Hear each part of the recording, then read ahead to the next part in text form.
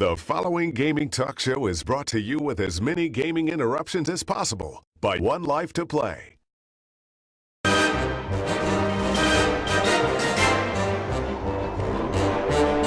PS4 will take it all. We'll leave the Xbox in the dirt. We'll be $100 less. There'll be a mess. We will make Microsoft hurt. Our Xbox One was something new, a system built to pave the way.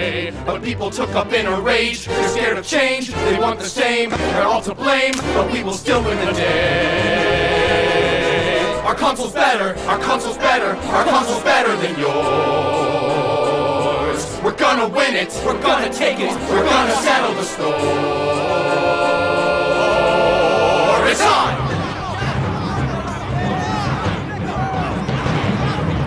PC, it's better on PC. Play games the way they're meant to be. Play on PC. The future is on Steam. The consoles hold our progress back with discs that crack. PC. The PS4 is better red. We got the better motion cam. Nobody cares about Kinect. You had the eye last time we checked. At least they're giving us a choice. We have a voice. We have superior tech. We just about have equal specs. From launch, the Xbox One will soar. The PS4 will win the war. We'll play our games and watch TV. When play a game on half a screen. A multimedia device. A better price. Take our advice. We won't think twice. Cause we're the best on the scene. Well, we have Halo. And we got Killzone. And we got so many more. We're getting Drive Club. And we have Forza. And we might get God of War. Why would we ever play It's PC? better on PC. I wanna play on my TV. Games the way they're meant to be. Play on PC. Higher FOV. Proudly download countless games on epic sales. PC. It's better on PC. Play games the way they're meant to be. All the free on PC. It's right for you and me. Together now from dusk till dawn, we're playing on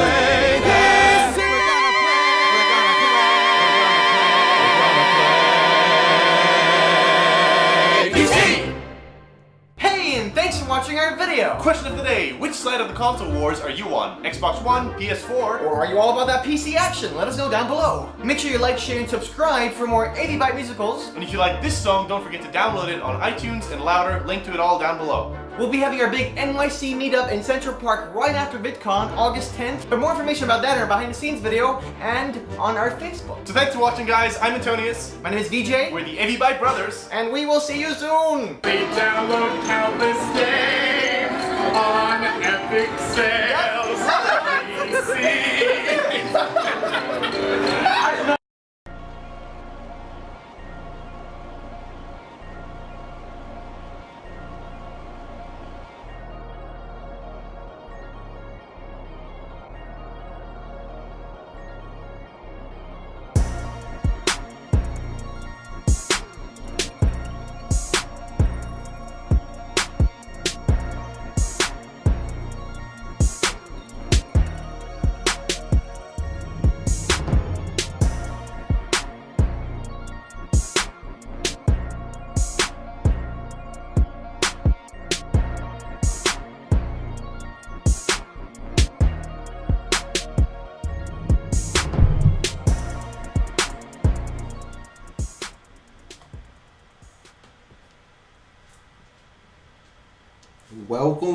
Welcome. This is 1Life2Play live Thursday. I'm Larry Braz. And I'm P90. It's a great pleasure to be here with you guys. And we apologize for our delay. We had a few tech difficulties, but hey, we're here live. We're here to talk some games. We always do this every Thursday at sometime between 9 and 11, I guess. But every Thursday. It was a heat wave. No. That's probably what got us, the solar flares. It was the solar flares. But heat waves coming across the whole northeast coast. It's crazy out here. About 99 degrees I got into my car today.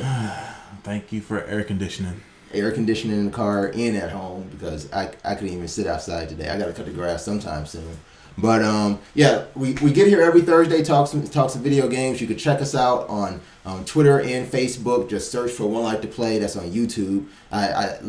I would tell you literally, like, you put 1Life2Play in a search box, Bing, Google, wherever you want to do. You'll get everywhere we're at, and we're pretty much everywhere. So check us out. Tell all your friends about us. Make sure you subscribe and like and comment. We do like the comments. We got the chat room right up in front of us now. So if you guys have a Twitch account, just go ahead and pop in there. Talk it up with us while we talk some video games, and we're gonna talk a lot of them tonight. We got some pretty amazing things to discuss. One great thing is we have a very special guest with us tonight. Yes. Later on in the show, you'll join us is Ed Smith, developer, making a pretty wicked looking iOS game. Match 3 has become the whole craze and everything. So what I like about it is, so it's called Zombied. It's a match 3 game. It has zombies, and you can play more mobile. Like that's pretty much everything you would want. Right, like, right. All in one. Like it's everything. So I'm excited to talk to Ed Smith. He's going to join us a bit later, talk about the game, and drop a little bit of news about what's coming up with Zombie. Plus we'll get into we have the top 5 gaming laptops. Yeah, we have some information about some of these very interesting machines. So I've been trying to build a laptop or a desktop computer myself. So some of you guys might be interested in if you want to do real PC playing and you want to do it on the go. What sort of laptop should you look at? I'm sure there's plenty of other ones. And the regular grade of laptops. Yeah, and the whole spectrum of things, right? But these are the top 5. So if you're interested in that, stay tuned for that too, because we'll be talking all about that, plus some Comic-Con stuff, and maybe get into a bit of news that's been out there. But for now, we're going to start off the show like we do every week, and that's going to be with Around the Room.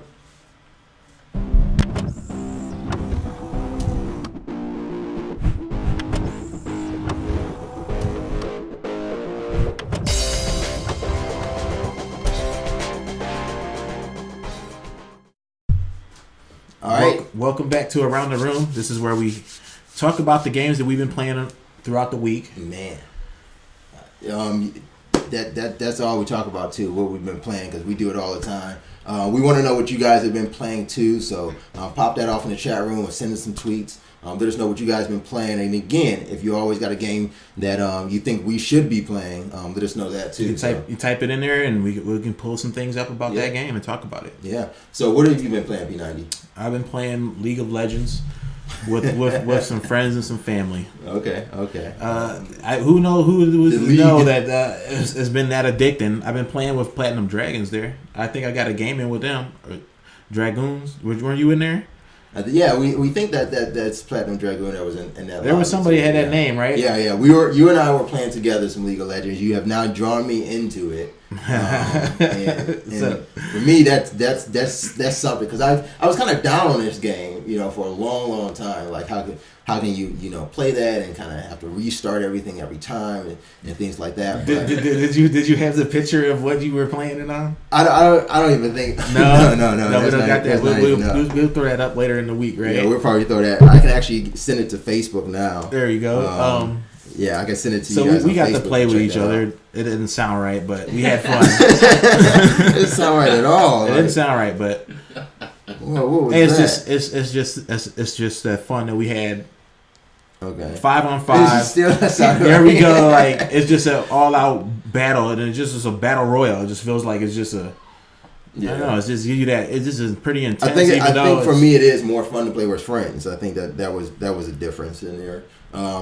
In the meantime, before I was playing with you, I was still playing against AI. Yeah. That was fun for me. And I think I picked the wrong kind of character. Like in World of Warcraft type games, or even like Diablo, I like characters that are ranged. Maybe not Diablo, because I play as a monk. Mm-hmm. So that is kind of beat them up. But I like ranged characters, especially in games like World of Warcraft. And I thought I would in League of Legends.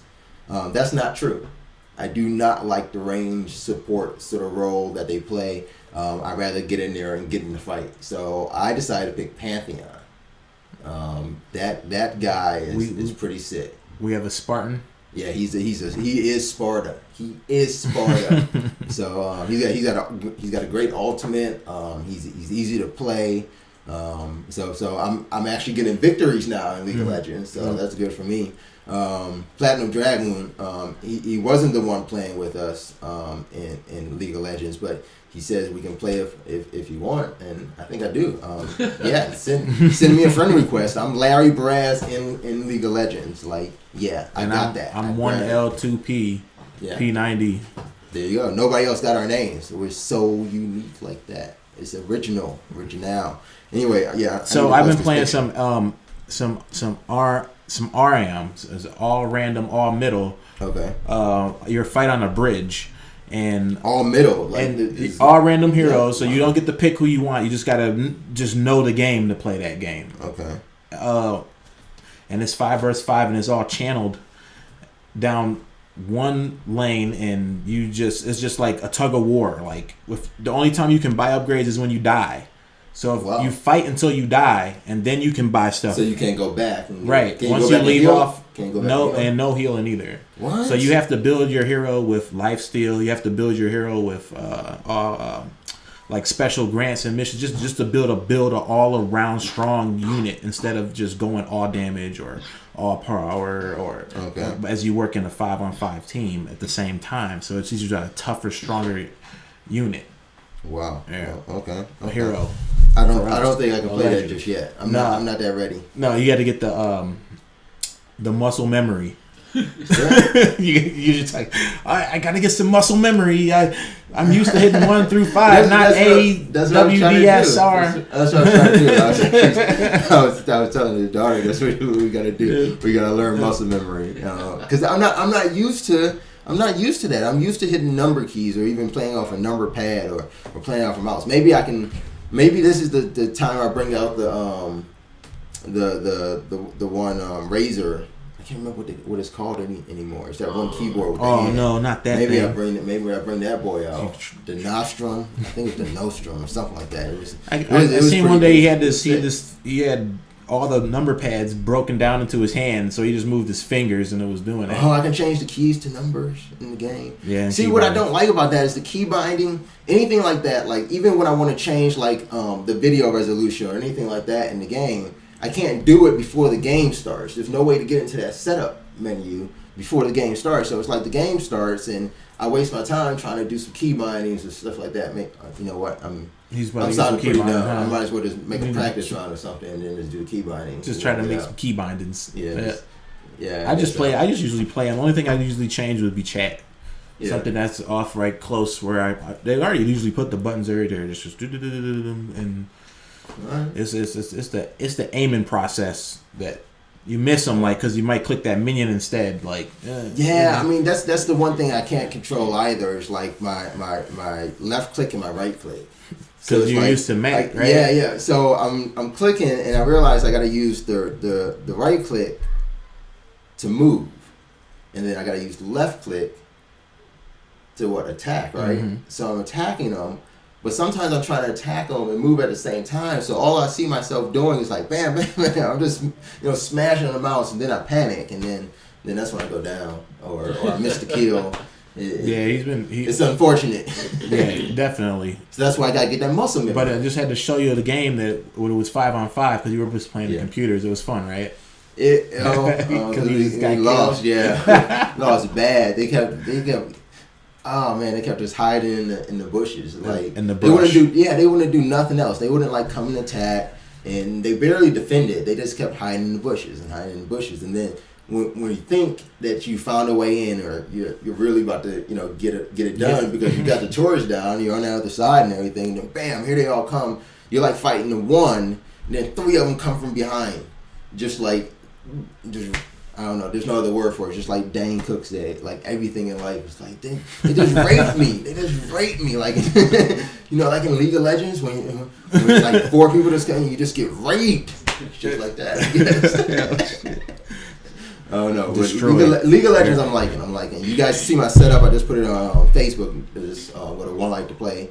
on Facebook. You see that photo of my new setup for League of Legends. I'm watching everything, chatting. I got my build screen set up.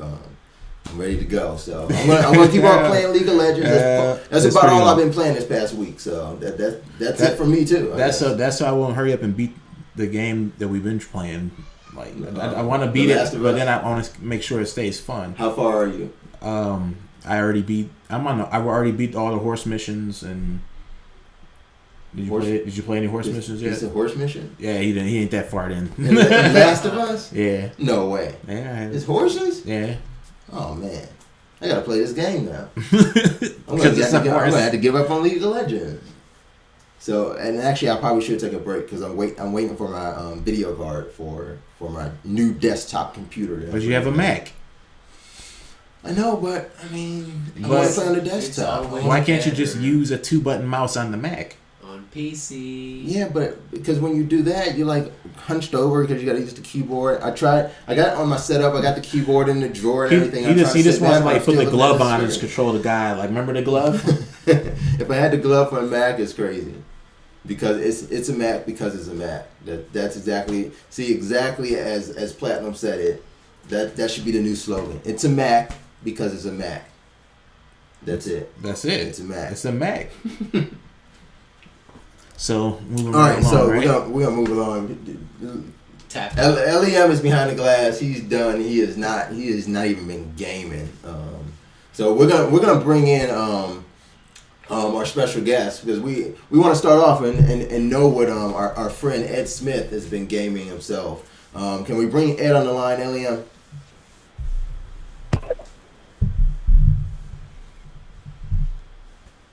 We're gonna try to get.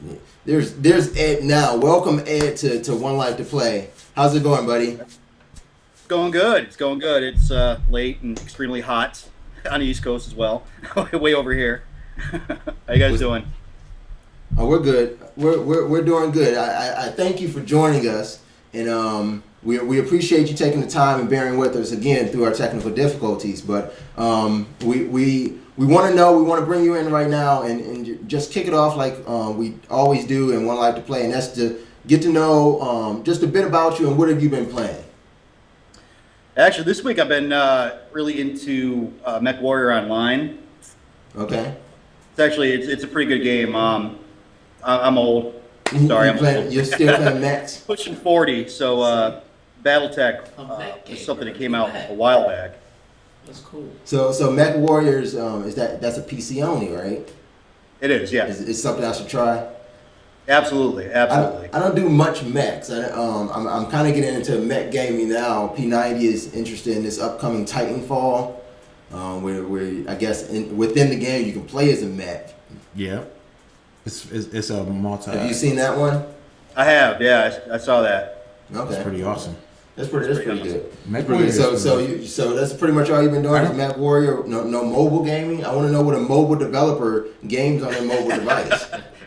Yeah, right now we've been testing Zombie like crazy. Any spare time myself or my partner Chris Sayers has, we've been trying to break it before we go live.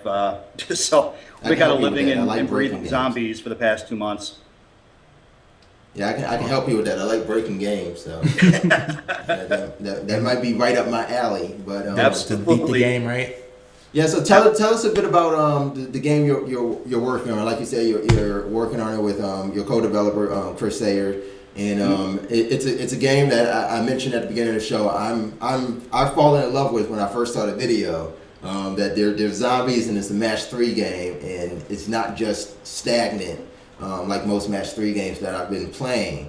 So tell us a bit about Zombie. Yeah, absolutely.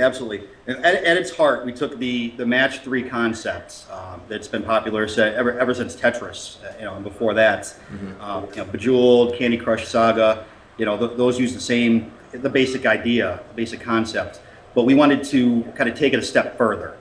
So we really boiled it down to what's really fun when you're playing those games, and that's the action. So, yes. So it's really focused on that. We've stripped out, the levels and things that really take away from the actual gameplay. You jump in, you're killing zombies. That's what you're doing. You're killing zombies. I like it. Which is fun, obviously. Everyone likes killing zombies, whether they like to admit it or not. We really wanted to replicate being in a zombie apocalypse. You know, you jump in and they're coming. They start coming at you. They come at you faster. We did some really interesting things with 3D and physics that a lot of these games don't really have.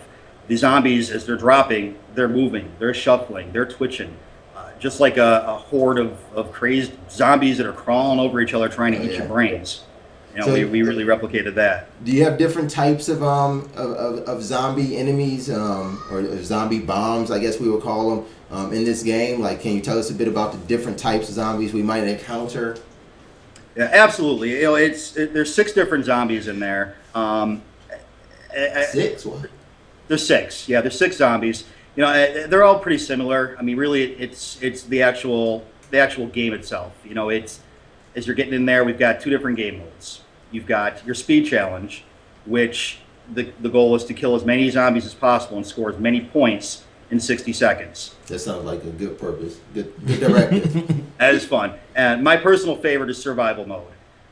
There is no end. There's no way to win this. You just got to survive it for as long as possible. Nice. They just keep coming, and they come, and they come, and they start coming faster. And that's really the fun. It's how you're going to handle it in a zombie apocalypse. That's probably the one you're trying to break right now, right? Yes, absolutely. Absolutely. It's been pretty solid. We've had some testers, some good feedback, and we've implemented that in the build. So the gameplay is really the fun of it. If we've learned anything watching zombie movies, it's you got to shoot the brain, and you got to conserve your ammo. And that's really what the core gameplay is. You want to get the most bang for the buck, literally. You got to kill 3 or more matching zombies that are adjacent to score points. And if you start clicking a screen all willy-nilly, you're actually going to lose points. If you just shoot one random zombie with no other matches around it, you actually lose points. So my 3-year-old son is going to get mad at this game because that's what he likes to do. Yeah, my 6-year-old almost threw my phone. He's like, what? Come on. Yeah, see, that works for them. Those kind of things work for them. But I like the strategy. I like the strategy in it. Because I know, I know we're talking about zombie, but you bring up, it's amazing. I got to mention, you as a mobile developer, even creating a game like this, that we put Candy Crush Saga in the same conversation as Tetris already. Yeah. It took Bejeweled quite some time to get there, and there's Candy Crush now.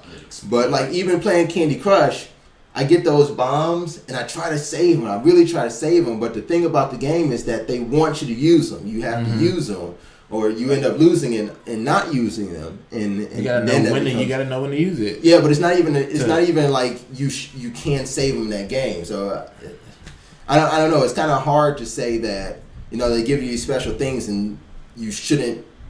You should use them right away. So in other words, what kind of weapons are we? What do we have? Like upgrades and like maybe I could have a grenade sitting out there somewhere, or right now we try to stay away from the model of sucking money out of you. There's no item shop. There's no nothing that's gonna drain your money. I hate that. I really hate that. From a developer standpoint, it will probably make me rich, but quite honestly, it really takes away from the core.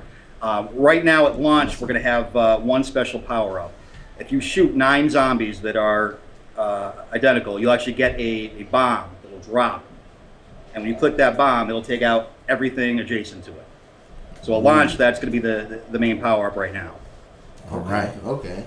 And that bomb can be saved, like...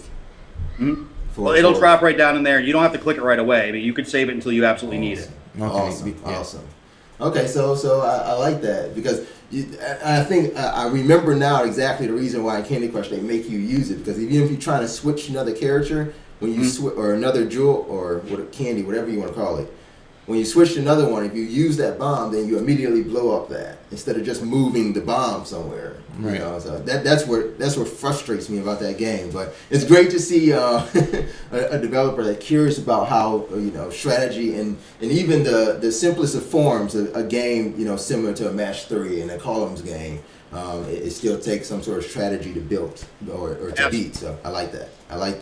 So tell us a bit about what else you've been working on. Besides Zombie, you have authored some other games in the past, and I'm sure you're working on something else pretty soon too, right? Absolutely. Right now, this is actually our third game. I've released two. Chris Sayers has also released two. This is going to be our third game. We had actually teamed up after kind of working side by side but not together for about a year now. We had both entered a game jam that was designed as a fundraiser for the victims of the Colorado wildfires last year. Oh, nice. It's a great cause, and to my knowledge, I think it's probably the only developer game jam put together specifically for a fundraiser. So it was a really great opportunity, and it was our real first introduction into producing a full releasable game. We had been toying around with game engines and 3D graphics, but we had never really taken that step. So it was a really good experience for both of us. And then we kind of continued to communicate as we both worked on our different projects. I released in January a game called Bacon Run, because I like bacon. We all like bacon. Everyone likes bacon. Everyone likes bacon. It was a 3D maze game.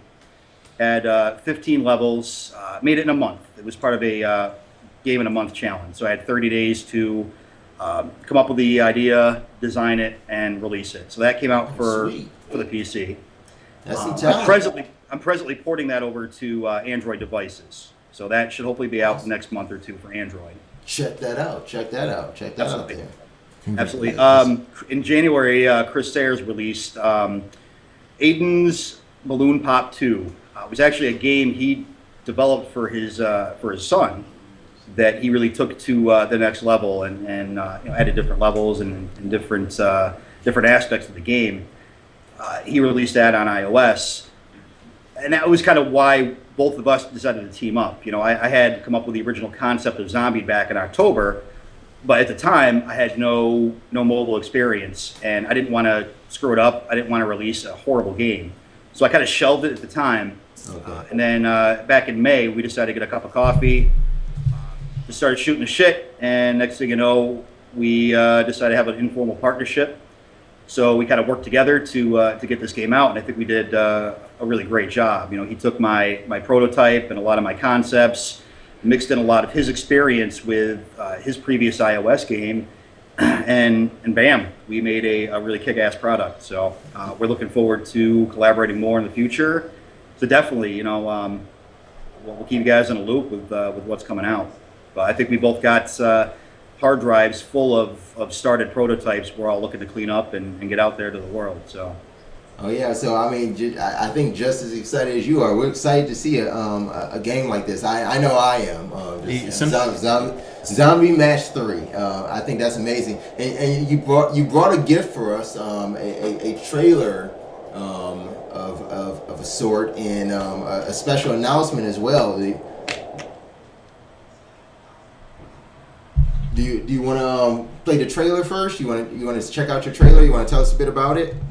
Yeah, well, why don't you just go ahead and play it? It's pretty self-explanatory. It's basically an in-depth look at the gameplay that you're going to get with Zombie. It kind of shows you the different modes and the aspects of the game. So it's pretty self-explanatory. If you want to go ahead and run that, that's fine. Yeah. It's pretty much at the top, Eliam. You see it at the top in the corner. Yep.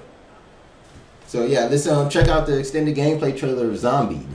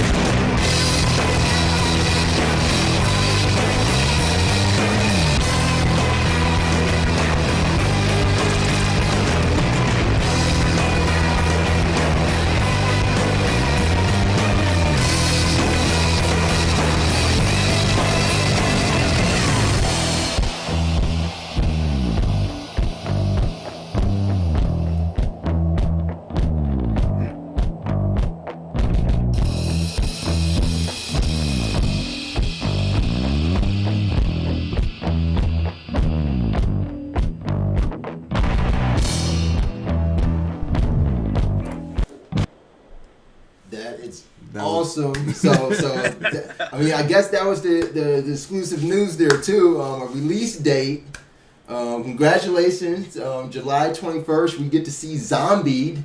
Thank you, Ed. Thank you. Thank you. No problem. Thank you guys. You know, I'm going to be honest. It's not often a independent developer, just one or two guys, is able to get kind of the coverage that we've had. We've had a great response. You guys, obviously, this is an awesome opportunity. I really appreciate it, and thank you guys for having me. People at ZombieEatPeople.net, they actually have like a following of about 150,000 people, and they've been just outstanding in helping to spread the word. So, but yeah, definitely, it's out Sunday, this Sunday, the 21st.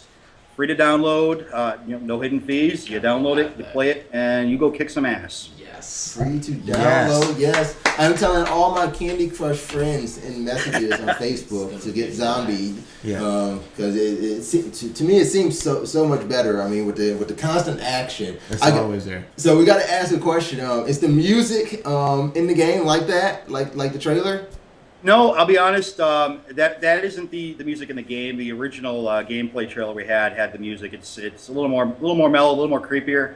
I think we have that. We can play that in the window, window, that that soundtrack. small one. Only because it reminded me see of if we turn the volume up on it. Okay. Yeah, it actually it reminded me of the Batman Beyond theme music for some reason, and I'm like, I have to use this. Let's take a listen to this. The geek showing. This way. Oh yeah, that was kind of hip. Oh, I like that. I can still do that. That's almost a Tetris remix. Yeah, and I'll be honest, you don't realize it, but it's really catchy. You know, I've found myself maybe 100 times the past 2 months just kind of like tapping away that tune or humming it or something, and I'm like, damn it. That is awesome. That's great. I like that. So if you don't have anywhere to go, we're gonna continue on with the show. We'd love to still have you as a guest host here on the show, and you can join in the conversation with us as we continue to talk some gaming news and up to our feature topic. Will you stick around? Absolutely. All right. What we got up next, P90? We have the top 5 laptop PCs. Now I think that's right up your alley. Yeah. Because you're all into the PC. He was like, we have to look at these. We have to look at these. So we rated them. I looked at them here, and so these were the top 5. It's ranked by me, I guess. No, I think it. Well, it's the top 5. This is ranked by you. Oh well, yes. These became the top 5 according to PC Mag, but they never put them in any exact order. They just said like these are 5 PCs. that play games in their laptops. So do you play? What do you play on actually, Ed? Mostly laptop. Mine's pretty basic. I do a lot of development on this one, but it works. Yeah. If you can do development on it, I think it works pretty good. Well, you'd be surprised. There's been a couple times I've crashed it. Like, gotta drop the poly count a little bit. Some extreme gaming. So we're gonna start at let's start at the least, right? Save the best for last. Okay. So we have number 5, the Lenovo IdeaPad Y580. Now, this is the bang for your money if you're just trying to be able to get something that will do what you want to do, or introduce into not extreme graphics, but to get by for the next X amount of time, or I'm gonna say year and a half or so. All right, so this is costing $1,100 for a Lenovo. We got that image of that Lenovo up there. Look, for $1,100 for what they say as a con is it's bulky. It's got bloatware on it because it's a Lenovo. It's a Lenovo computer, and it's got so battery life. I don't think that's great for gaming at all. But I guess the bulkiness. Do you get around that because you got a gaming laptop? I mean, you're definitely gonna have something on your shoulder when you're walking, so or a backpack, right? So you can still do it in style. All right, so we're talking about the i7 processor, 8 gigs of memory, running at 2.3 gigahertz. Still only a 15-inch computer. It has a terabyte of memory, and the slowest RP, like rotation speed, has been the slowest out of it. So, and that's why it ranks number 5 right now. So you got a terabyte running at 54. Yeah. How many terabytes are you at, Ed? Terabytes? No, I'm still at the gigapoints till I start making some money. Hey, we just got in the studio 2 terabyte drives like a couple months ago. That is amazing.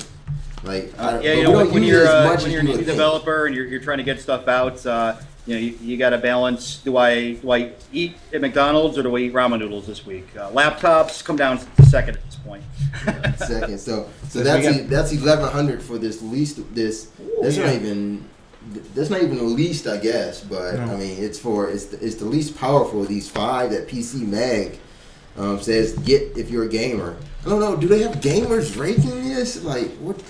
How did Lenovo even get into that conversation? The weird thing is that it's actually a 0.0 gigahertz faster than the one that comes in next. So it's faster than next. But it doesn't square up. And we have the Razer Blade. Now they just came with something like if Alienware, and it's like here's a Razer Blade. Right. So this is Razer's Blade laptop. I think it was only built for maybe one game, and that was like some Dota. I don't know if it was really built for. You see a picture of it there. I like the light up keyboard. You stick with the Razer color. It's got the nice black sheen to it. It is one of the thinnest, I guess, right? It also comes in a 17-inch screen. So you're already, when you look at the price, then you're paying for the screen. Yeah, it'd be better if it was just kind of a little bit. Actually, not much higher than our last one for the price range, but they're really stacking the bucks on there. Well, I guess it comes in a 15-inch where you can get on the low end of $2,500, but I guess on the high end for that 17-inch and what else they're talking about is in here. I guess it's what is that capacity? Why is it only 564 gigabytes? Can I get a terabyte? Yeah, it's 7,200 RPM. On the high end, 17-inch monitor, you're talking $4,000. Now between the last graphics card, $4,000 for a laptop, and this graphics card, you're making games. That's for the wrong people, Ed. I guess so.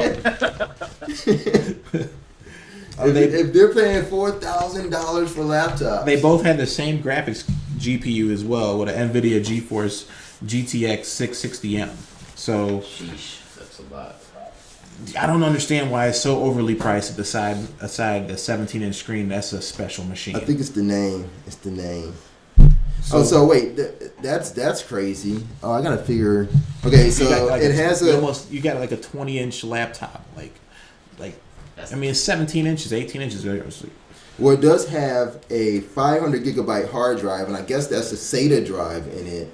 Okay, and that's probably what runs at the 7,200. But it has it has an additional 64 gigabyte solid state drive. So you get a lot of memory, but I don't know why that's extremely expensive for that amount of memory. Like if it wasn't a laptop, I guess you could just go buy the hard drive and build a desktop machine. You're paying for the mobility to have that. This may have gone in last. What worries me about this is the heat signature from that thing. That thing's got to get hot. You're a walking time bomb. I don't know. Next up, we had the Alienware M17R4. And I like this one though. I did like it. He thought this one probably would be first, right? I thought it was this was my vote for number one. And have you seen this Alienware? You got an image of that? This Alienware comes with a 17-inch screen, i7 processor, 8 gigs of RAM, running at 2.6 gigahertz. I mean, 2 gigabytes graphics memory. Yeah, it has a small hard drive, but it's still 7,200, and it has a GeForce GT 680M. Like, I think that's a laptop to get you. If you're talking about ultimate gaming on a PC laptop, that's the one to get you there. And it has 2 gigs of graphic memory. Yeah, but I mean, it can be heavy at times. I guess that's the problem. But then again, they say it's less than 3 hours of battery life. Now, I don't know where I am. I would have it plugged in. That's what I'm saying. I don't know where I'm at gaming that I'm concerned about battery life that much. Because if I'm playing a game, then obviously I'm going to plug that in. Because likely I won't see when that battery's about to go off because I'm playing the game in the big full screen. I don't see the indicator. You can't tell me my battery's going off while I'm in the middle of League of Legends. I'm smart enough to plug it into a wall. Absolutely. So, even at an airport, you're going to have ports or whatever. I mean, unless you're driving in your car and cranking out something, you're probably okay. Yeah, you know what? I tried that once before, and that gives you the weirdest feeling of vertigo, like ever. Like, even if you don't have it. Like I tried to play World of Warcraft on a hotspot, driving to New York while my wife's driving. You get sick. You get motion sick. You get literally sick from that. I do not recommend playing a game and driving, at least in a car. I mean, maybe if you're in a bus, a camper, or something, maybe you can knock that out. Maybe. But then you would still want to sit. No, don't do it on the plane. You're doing some traveling. Don't do it on the plane. It's hard for me to watch a movie on the plane. You're not gonna even know. You're moving so fast, you won't even know you're moving. I gotta get like 3 margaritas. They be trying to kick me off. I be like, we can't, because I'm in the air. So you get them. I think definitely this is why this comes in number 3, because it's for the Razor Blade and versus this, and it's only $25. And it looks cool. Mm-hmm. So I like it. I like it too. I like the Alienware. It's still number 1 in my book. But what do we have in number 2? Number 2 now. Number 2. We're soon approaching the laptop you need to get if you drop some ducats for nothing else but to play some games. How much is that? 25. Wow. 20, that's 20. Yeah, that's 25. See, I don't like it that much though. I don't like it that much. I don't like it $2,600. It looks good too. So just keep that in mind. But it's all about looks. Are you that avid? You go again with the graphics. How does it actually look? Right. So versus the Samsung Series 7 gamer. We got a picture for that. Yeah, this is probably the most bang for your buck, I think. Samsung knows how to bundle some things in. They're learning a little bit. The reason why this comes in number 2 is the simple fact that it has 16 gigs of RAM. So all these other ones have like 8 and down with. This one has 16 gigs of RAM and a 17-inch screen. Does it have as good of a graphics card as for the Alienware? Does it? Yeah. See, it has a less graphics card. What speed? You're supposed to name it. This one here, the GeForce GTX 675M. Okay, and versus the Alienware's. That's the Alienware's GT 680M. Okay, so but you have more RAM to do something.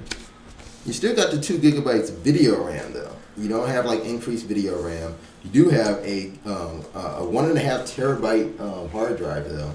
Running at 7,200 RPM, so I like that. I mean, that puts something together for it. And you got 1.5 terabyte. But the look of it, if we could throw that image up again, this looks so flimsy. That's what I don't like it. But the point is that you can do other things. I mean, even though you have a gaming machine pretty much can do everything.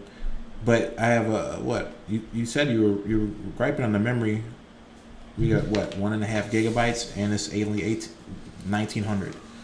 So you're gonna put $100, right. So you're getting more memory, and a half of it's at 75 versus 80 on the graphics card. But I do think that a gaming PC should be a little thicker from being a Chromebook. That's what I'm saying. I would rather have the same processor running at a higher speed, where the memory's upgradable still, and pay the money for the faster speed computer. You gave 0.3 up, and you got 16 gigs of RAM versus 8. Like, I mean, that's just more. But that 8 is upgradable. Like, I would rather the faster computer and better graphics card. Like, but this is for the buck too.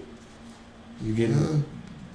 What is this? This is coming with. You're going to be able to do everything on this machine, and it's a normal looking machine. No one would want this. This one, the Series 7 gamer comes with a regular Blu-ray drive, while your Alienware comes with a DVD rewritable dual layer drive with Blu-ray in it. and you're paying for it too. Why wouldn't I? Right. If I'm spending this kind of money, 900 versus 900 to at that point 1900 to 2600 is a small leap in the pond. Right. Well, I'm just saying that for the money wise, that's the only reason why that came in too versus money wise. I don't know. Why can't you get it? Why can't you get that disc drive a little bit cheaper and add it down on the side on it? Because you would only get that disc drive from Alienware if I had to buy it. There's no drive. Where am I going to get a drive from to put that into a Samsung? I'm talking about another portable drive now. If I want to write CDs, that's only $18.99. So versus the $25. Yes, the other machine is a little bit, but for the money wise, that's why I say. I don't know. Alienware still number one. What do you say, Ed? Solve it. Alienware versus Samsung. I'm sorry. I'm actually trying to think of a game that I can make for these people buying these laptops. Nice. No, definitely I like the Alienware. It's got my vote. Right, but I think it's more of the style, design, LED, all that other fancy stuff. Okay, fancy stuff. Let's talk about the fancy stuff. What's number one? Let's bring the Origin Eon 17 SLX. The Origin laptop gaming PC, boasting a cool 3 gigahertz. We just run it cool at a cool low 3 with 16 gigs of RAM. There you go. That's why. Yes. All right. 17. Nice little weight to it. It looks thick. Just a bit lighter than the Alienware, but at least it's hefty enough to. And it's hefty for a reason. It's hefty because it has dual graphics cards. It has dual NVIDIA GeForce GTX 680Ms. Wow. With each, how much memory in each of them? 4 gigabytes each. Now, that's a game. That's PC that's playing. To play Crysis 3 is like playing Tetris. Like that's ridiculous power to play any game at this point. Like any game. I would like that to see. Is Watch Dogs coming to PC? That would be a good PC for the. That would be a great test. That machine costs $4,405. Yeah, a TV's cheaper than that. Like the best TV you could think of. In an Xbox 360 or a PS4. Probably this new tech that's coming out. It's cheaper than that. Like I'm getting me a 112-inch TV and a PS4 and still paying less than that. Yes. Why would you buy this? Yes. Who buys this? Someone who's gonna spend 2 to 25 for the last one or the third place one. So now you see why I'm looking at the prices. This one comes in number 2 because it looks like a normal computer. No one's gonna really want it, but I can do everything I want on it. That's weird. The problem. It looks like a normal computer. I would not be playing PC games with that. Well, you're not gonna be. Wouldn't do it. I'm like, what if I'm sneaking and doing it at work? I don't want someone to see me on my Alienware. I want to see him while I'm just, sitting there on my computer. I don't know what I'm doing. I'm gonna pop out my Alienware, and if they walk past me, I'm like, say something. Say something. I'm playing League of Legends. I would love to do that. I would love to flip out my Alienware. I got to deal with the little MacBook coming out. Like I'm flipping out the Origin. Now, even though this computer has an extreme slow, it has 1.25 terabyte or gigabytes of hard drive space at a rotation speed only of 54 RPMs though. But it's still it has to be first because it has dual graphics cards. So I still say that the most for your money is that's enough. I think that's enough. The Samsung, man, it'd be all right. You get the best machine for that kind of money. Like if I'm gonna get a Samsung, I might as well get like a Dell. You shouldn't have to spend You shouldn't have to spend that much money on the machine to be able to do what you want. Exactly. Like I've seen laptops for like good 700 HP Envy. I'd rather have it on my desktop. Which that HP Envy is like what $600-700? I mean, go touch screen and everything. Play some LOL on that. That's what I'm talking about. PlanetSide 2 maybe. You know what I'm saying? I don't even have a graphic. Speaking of PlanetSide 2, they got to refer a friend. You're too late. They had to refer a friend little program. I don't need their free stuff. It's like free. I earn mine. I saw free icons. I saw free icons. I don't need that stuff. That's what's getting on my nerves. These games giving out free icons. Like, you get an icon. Like, so like that does that matter much to you, Ed P90? Does that matter much to you guys? Like your avatar. The avatar. Yeah, the avatar. Like, this is what you want. This is what. Well, it's pretty cool to have your own personalization. Yeah, I mean, it does help. I think it really depends on the game you're playing, but yeah. The game it is. So I was playing League of Legends, and they're talking about you could change your little avatar, or you can change the picture of the dude you're playing. Now, does this change his whole costume? That's my question. Do you play League of Legends, Ed? I do not. No. Oh wow. What do you play? What's your main game? What's your mainstay game? MechWarrior. At this point, really, I've been just focused on development at this point. Okay. So, fortunately. Okay. So I mean, without worrying about just playing League of Legends, do costumes matter to you in a game? Like, I think that's what it comes down to. Because I don't know. I guess in League of Legends, when you change that card, the look of your champion, that costs money. And it's not like you can buy that with. I guess you can buy it with IP too. The earned currency in League of Legends, you can purchase those little faces, the cards with that. But does that change your costume while you're playing in the game, or you still change your costume too? So is this a costume add-on? Yeah. That's it. I don't know if I want to invest that much into a character like that. You've seen people get tattoos of the game, so if you have, maybe I get more into it. If you ever seen someone get a tattoo of their favorite game. Not really. So. I'm going to get a tattoo of zombie. Can I borrow the Z? Or at least that's the little bomb zombie. The little badass. I need an artist on that, like Stat. I need an artist. All right, so this is a topic that I saw in the news too. I sent it over to Ed a little bit before the show, and it kind of interested him as well. There's a website out, digicapital.com. Or digitcapital.com. They're talking about some trends in the market of video games. Not talking about just any trends. Maybe how about try $11 trillion in trends by 2025. That's ridiculous. To talk about mobile gaming within a growing market that only continues to grow, even from its some beginnings of times. I would say even back to, I guess this only goes back to 2011, but you've already seen sales go up since then, and at this point you're talking about sales in the range of that's in 1 quarter. You're talking about $2 billion in sales in a year. And games. In video games, in gaming, globally. They're talking about in 2016, it could be up to, what is this, 22 trillion? No, that wasn't it yet. That was 2025. $11 trillion. And the share of mobile gaming, that's the key to this, is the share of mobile gaming will be more than 55% at $48 billion in mobile gaming. And so, how does mobile gaming create such a drastic change in what we as gamers decide to purchase?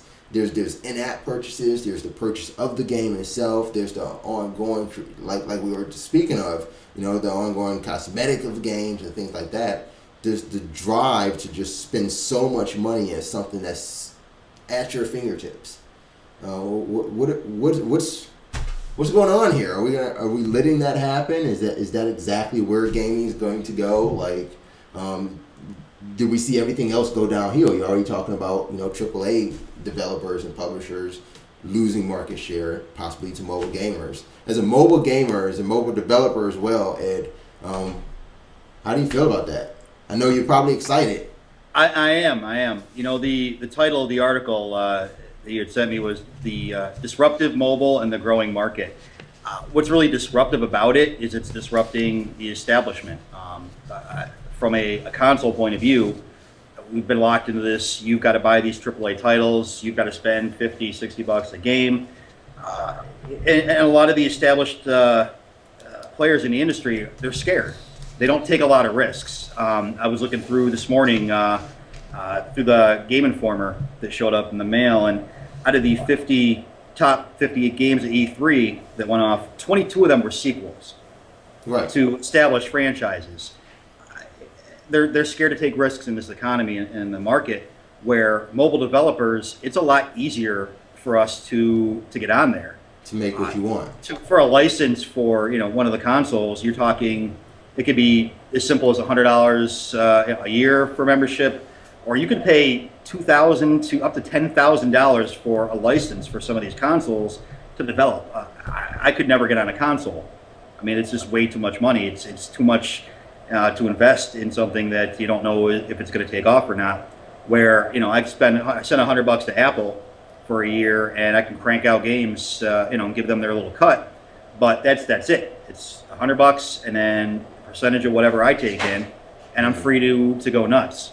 There you go. So what you're going to see is you're going to see more original titles on Android and iOS. You're going to see the small people who aren't afraid to take risks.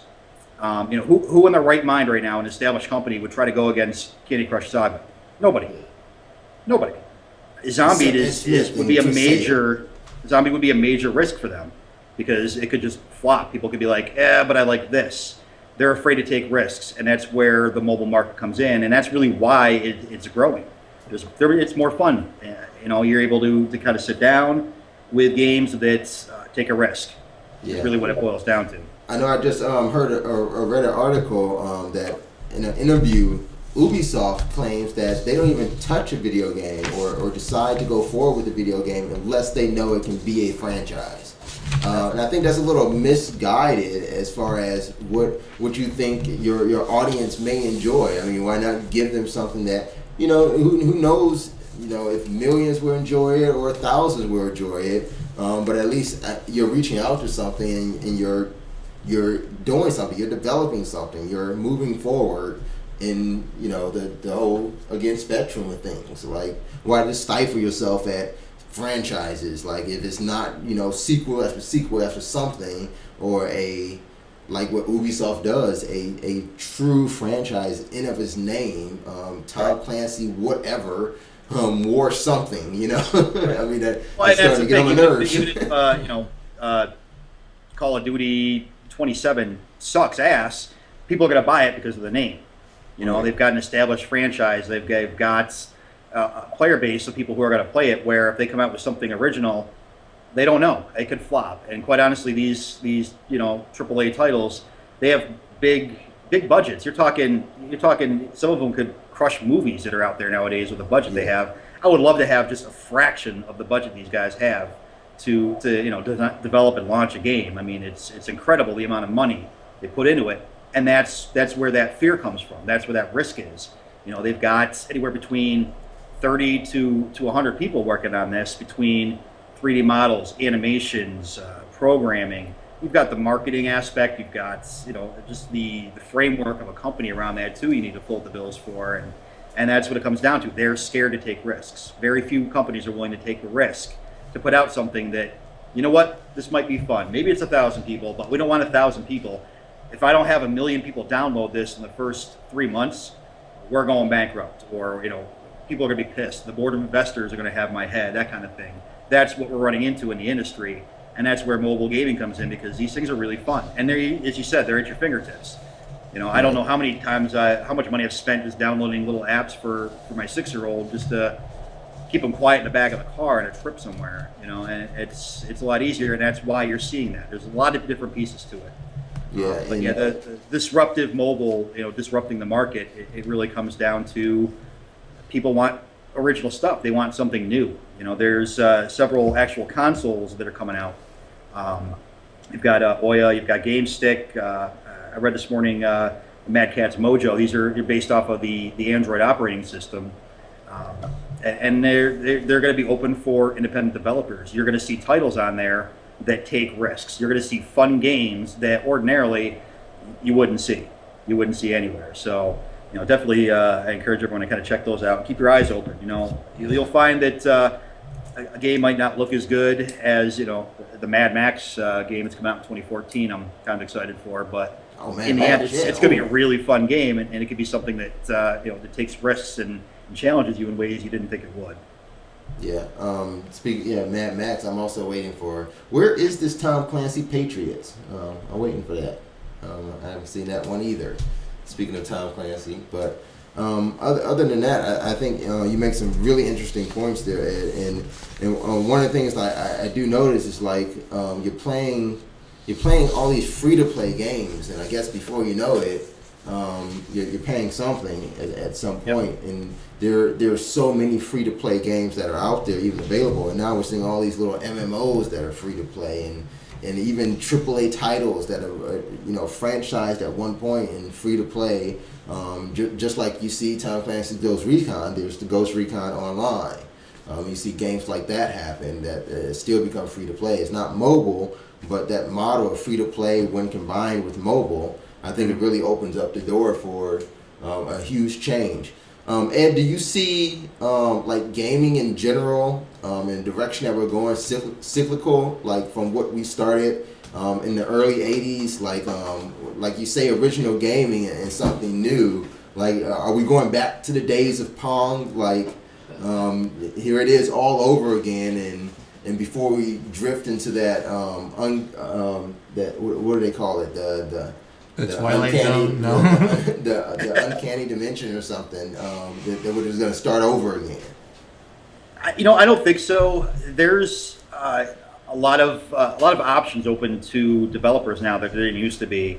Even 10 years ago when I first kind of had the idea to maybe start looking at this, and I had no idea what to do. Just the software, the options available now are insane. Between engines like Unity 3D, which is free to download and use for an independent developer for a limited version, which I could do almost anything in. Zombie was completely done in the free version. They've actually expanded it now, and they've given away the iOS and Android license so we can develop for the mobile market. They used to charge $500 for these per license, where now they're absolutely free. 3D software like Blender 3D, I can create 3D models. I can animate those models. I can do full-on movies within this and render them out in animations on par with what's out there by Disney and other companies. So I think we're actually going to see more people coming out of schools that are now recognizing the market and where it's going, and really training in all these fields that even 10 years ago you couldn't find anywhere. I really think we're going to see more focusing on the actual gameplay of what people enjoy. As you said, going back to the basics, Pong, but it's going to take something really big to do that, and I think we'll probably hit that in the next 5 years. If these new independent consoles that are coming out take off and take a huge chunk of Sony's profits or Microsoft's profits, we're going to see them eventually stop and take a major look around and say, what the hell just happened? I think you see a lot of what's going on is companies like Microsoft and Sony are trying to scoop up those studios now to give those AAA studios more support to try to bring. I think we're all aware of the fiasco with the Xbox One launch, where the independent developers were like, "What the hell? We're not going to be able to put any games on there." And Sony was like, "Hey, guess what? We will." Yeah, see it. Yeah. And that was a big thing. I know the Wii U was supposed to be a little more independent developer friendly. I haven't really looked into that, but it's definitely going that way. I think they're open to it. I don't know if they realize why they're open to it, other than we need to get these people. It's still money driven. I don't think it's clicked that this is the future. This is what players want. They don't want 10 sequels of the same game. Eventually they're going to want something fresh. You can't just slap a new wrapper on something, add a few new guns, and expect a huge response. Eventually people are going to get tired of what's popular right now, and they're going to start looking for the next best thing. If these big companies don't recognize that and start working on it, they're going to lose a major market share, as we're already seeing. I think before, Microsoft was pretty, in my opinion, pretty good home for indie gaming until Don Madden took over the whole thing there. But I think they were going in a good direction with indie gaming until that change happened, and it kind of went downhill from there. So I like to see indie gaming, move to PlayStation 3. It's not a lot on there now. I guess here and there you might see an indie game somewhere on PlayStation, but it's not for me the place to go look for it. I still end up going and looking for a lot of my indie games on my iPad or when I used to have my Android phone. So I do like that. With Android phones, another thing that I noticed earlier this week, it looks like Oculus Rift might be coming to smartphones. Even before this thing comes out, it's supposed to be next year. It's not even coming out this year. They're already talking about that it will be beyond the platform of just a PC. We're talking about playing with that on a mobile device. I think if it comes to smartphones, it has to obviously come to maybe even an iPad or any sort of tablet that can run Android or iOS, obviously. What do you think that does for mobile gaming at that point, to get a device like Oculus Rift or something that's also a complementary device to a mobile phone or a mobile tablet? What do you think that would change for mobile gaming? I think it's a great opportunity. It's a good direction to go in. I know Apple's looking to integrate their mobile devices with Apple TVs and things to really bring it all together. And that's that would just be an extension for it. I think it would be good. It's just like carrying a console in your pocket and wearing your goggles and walking around somewhere. I think it's the future. Yeah. It's not a new concept. It's been around for a while, but it's that progression of technology that we're seeing everywhere, where things are getting smaller, things are becoming a little more accessible to people that will do things about it. So I've actually know I think 2 people that already have their developer kit version of that. And they're really putting it through its paces and working on some cool stuff in the future. For Oculus? What's that? For Oculus? Yeah. Oh, that's awesome. Like you mentioned Google Glass as well. I mean, even in this article, CEO Brendan Irib of Oculus VR, he kind of says that they're excited where mobile is going, and he mentions that they'll be there for the next Galaxy or the next iPhone. It sounds to me like he's seen it already or something. But with technology, like you said, like Google Glasses, I love that. Do you know they have the ability now to there's an app that you can record live to YouTube from your Google Glasses? Like I think that's the. I can see a lot of car accidents coming in the future. but what would be nice is that we can see them now. So we just replay the tape. Like, okay, it was your fault. Like I got it on tape. Yep. So I like the idea that they're thinking about things like that, and I kind of like what it opens up. Like even that application, what it does for the way we're going with technology. Mobile's everywhere. Well, that's what I liked about the little the 3DSs, how they had the VR games, like the virtual reality, where you're looking through the screen and your real world things would pop up. So when we were talking about making a game like, remember House Trap? Yeah, Night Trap. Night Trap. Yeah, where you're taking. I've heard of it. I've seen it. I haven't played it. CD. It's not even out, but you're taking the ability to look through the camera or the Google Glasses. So every time it sees an X or it sees a cross or it sees something that you design it to see, something happens. But you'll probably forget or you either pick them out. But the point is so things happen. So he's kind of playing the game, walking around through your house, and you have to duck down or you do your motions and you're acting like you're shooting zombies or like coming out, swinging out. Or even like, what was it, the Nintendo light gun game? Hogan's Heroes or something like that, where you're walking with the Google Glass and they fold out at you like ding, and you go boom, and it'll take it's it like out. A rail shooter. Yeah, the rail shooter. So those are things that that's good ideas, and that's something that's you could see that happening with Oculus and Google Glasses and things like that. Oh man, have that kind of game with Oculus. I don't know if I would be able to stand up. See, you get motion sick, like. Ooh. Oh no, maybe it's just me. I don't know if I can handle all that. I can't handle it, but I give it a shot though. I give it a shot. Play some House of Dead on Oculus. That'll be nice. I would like to do it. I would definitely do something Running like around that. your house kicking stuff. So Oculus on a mobile device or on a smartphone, I think I can't wait for it. I'm excited for it. Other than that, I think we have one last piece of news, and this is just campaign details of Battlefield 4. You play Battlefield 4, Ed? Nope. I don't think anybody else here does either. I think we're Call of Duty guys, but I know there's some Battlefield 4 guys. I want to know right now, Platinum's in the chat room. What's up with that? PC is king for indie games. How's that? I think mobile would be, right? How do you make a statement like PC? There's a lot of PCs. Explain yourself, Platinum. He's right. I mean, a lot of engines are easier to spin out a PC or a Mac build than mobile. I mean, until recently, like I said earlier, you needed $500 to build something for an iOS, where now it's free. So PCs, online, web browsers, web builds. There's a lot of independent gaming sites out there. Most of them are played through a web browser on your computer.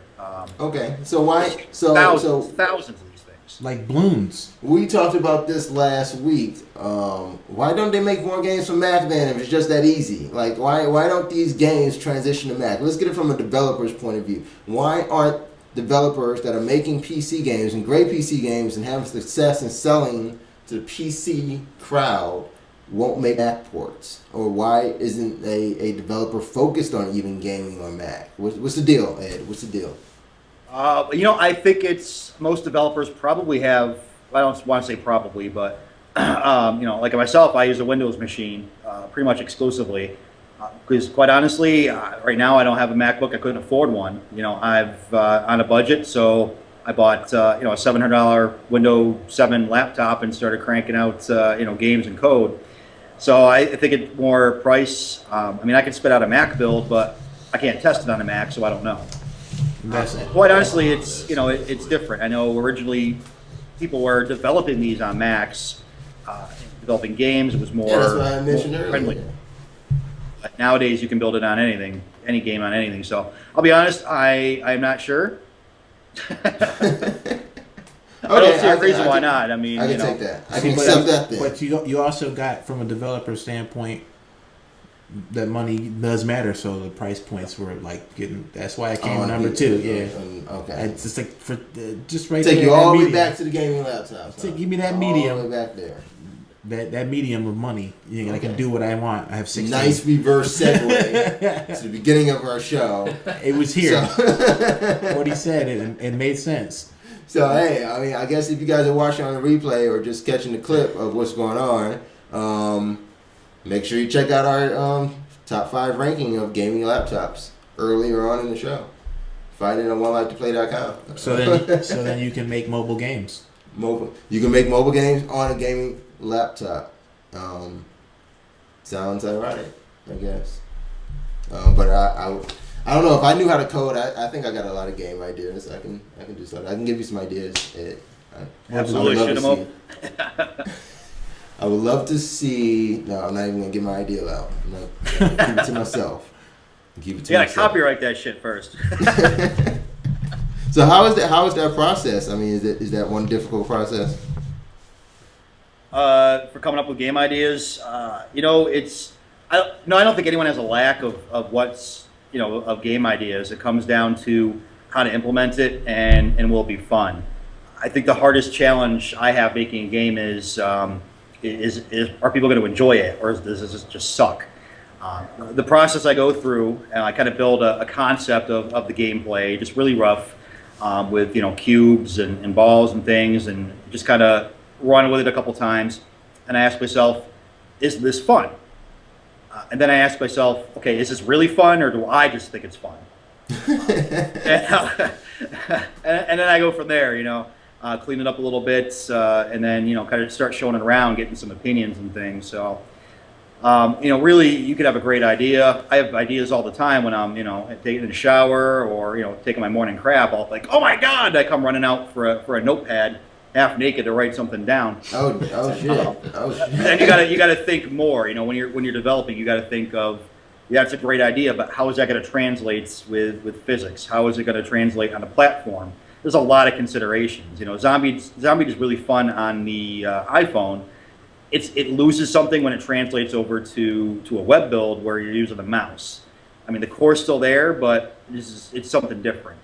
You know, so different. It really depends on the platform you're launching for and what you've got to work with. So there's a lot to consider. But yeah, you want to shoot me ideas? I will listen to pitches all day long. Oh, well, I appreciate developers that actually keep their ears to the ground too. So that's pretty good.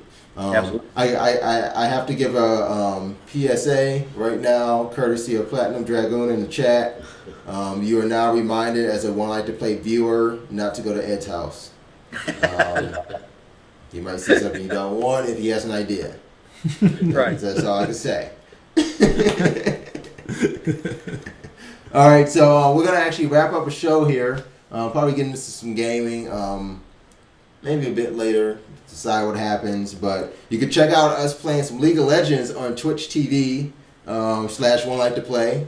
That is me that has recorded. You can check out some of those recordings on Twitch TV and also on YouTube.com/1Life2Play as well. And we're going to be playing some matches over the next couple days that you guys can check out live. And if you are gamers of League of Legends, go ahead and shoot me or P90 here a friend request. I'm Larry Brass, like I am on the show, in League of Legends. P90, you are? 1L2P space P90. All right, that is amazing. Ed Smith is the Kilted Coder on Twitter. Did you get your kilt? Did you? I did. Did you Look get your at kilt on? He's got his kilt. I asked for Kratos. He came pretty close. He said it was bloody because of the zombies, so that's why it's leather red. Leather chafe important parts, so I stay away from leather. So he is the Kilted Coder. What was actually your background there? What's that? What is your background? You're the Kilted Coder. Why? Explain it. Because I code and I like kilts. It was really it. It was kind of catchy. I started wearing a kilt about a year and a half ago, kind of on a dare on Facebook. I threw it out there because I've always liked the idea of it. But who the hell wants to walk around in a dress if you don't know what it's going to be like? You know what I mean? Right. Unless you're hacking slashing some God's minions. Yeah, it doesn't fit. It doesn't fit the part. That's right. So basically I threw it out there and I said, if I get 50 likes on this status in a week or whenever, I'll wear one for a week. So I got 55 within I think 22 hours. So I bought a kilt, had to wear it for a week, which the office really appreciated. You walking into the kilt, but honestly, it's the most comfortable thing I have ever worn. I cannot express how if you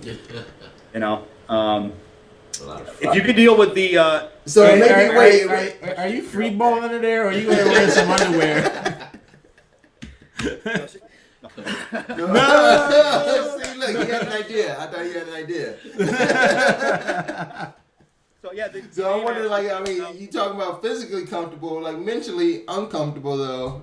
You're in the skirt, but you know what? You got the kilt. You kind of feel like you can kick anybody's ass. I mean, it takes a little big balls to wear one of these out in public. I'll be honest. Few people will really mess with you. Yeah. All right, so we'll leave it at that. And on that note, what game are you looking forward to in 2013? Zombie coming out. What's the date again? The 21st. Well, this Sunday, the 21st. July 21st. Get it, and this is available on all iOS devices and is it Android? iOS right now. We're working on the port for Android, but right now it's launching on iOS. Apple bitches. Microsoft computers making Apple games. I love it. All right, so we'll leave it at that. One last thing. Can we get one big One Life2Play, Ed? What's that? One big One Life2Play shout out from you. We'll get it from all our guests. One-Life2Play! And that is it until next time, next week, between the hour of 9 and 10 on Thursday. Catch me, Larry Brass, in P90 here. LEM Behind the Glass. Until next time, game on. Game on.